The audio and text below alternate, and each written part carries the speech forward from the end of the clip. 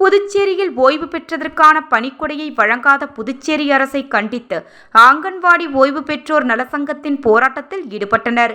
இதில் ஓய்வு பெற்ற பெண் ஊழியர் திடீரென மயக்கமடைந்து கீழே விழுந்ததால் போராட்டத்தில் பரபரப்பு நிலவியது. புதுச்சேரியில் அங்கன்வாடியில் பணிபுரிந்து ஓய்வு பெற்ற ஊழியர்களுக்கு பணிக்கொடை வழங்க வேண்டும் என வலியுறுத்தி ஓய்வு பெற்ற ஊழியர்கள் பல கட்ட போராட்டங்களை நடத்தி வருகின்றனர்.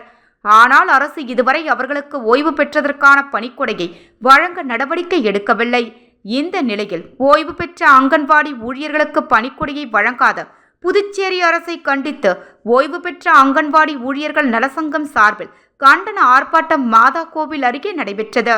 ஆர்ப்பாட்டத்தில் 100க்கும் மேற்பட்ட ஓய்வு பெற்ற அங்கன்வாடி ஊழியர்கள் கலந்து கொண்டனர். பின்னர் சட்டசபையை முற்றுகையிட மாதா கோவிலிருந்து ஊர்வலமாக புறப்பட்டு சட்டமன்றம் நோக்கி வந்தனர். அவர்களை போலீசார் தடுப்பு கட்டை அமைத்து சட்டமன்றம் அருகே தடுத்து நிறுத்தினர். இதையடுத்து அங்கேயே அவர்கள் கோரிக்கையை வலியுறுத்தி கண்டன கோஷங்களை எழுப்பினார்கள். தொடர்ந்து அவர்கள் கோஷம் எழுப்பிக் கொண்டிருந்த போது போலீசார் அவர்களை கைது செய்ய முயன்றனர். அப்போது கிருஷ்ணவேணி என்கின்ற ஓய்வு பெற்ற ஊழியர் திடீரென மயக்கமடைந்து கீழே விழுந்தார். இதனால் போராட்டத்தில் சிறிது நேரம் பரபரப்பு ஏற்பட்டது.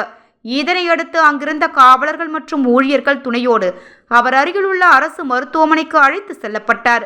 போராட்டத்தில் கலந்து கொண்ட அங்கன்வாடி ஊழியர் திடீரென மயக்கமடைந்து கீழே விழுந்த சம்பவத்தால் அங்கு பரபரப்பு நிலவியது.